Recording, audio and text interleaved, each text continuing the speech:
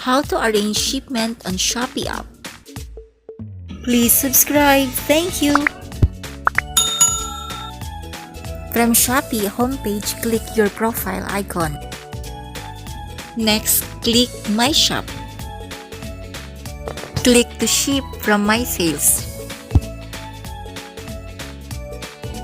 We can arrange shipment here.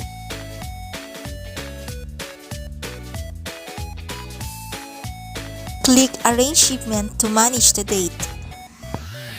Now select Pickup. Rider will collect your parcel from your pickup address. Select Change to replace new date.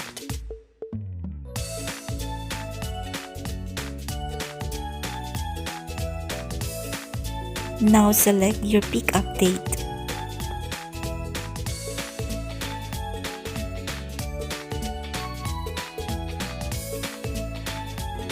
For example, we will choose April 17, 2021.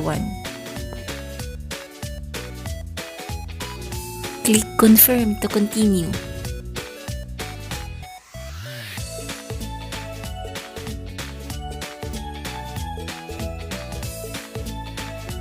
Your new pickup date. Click Confirm and then OK.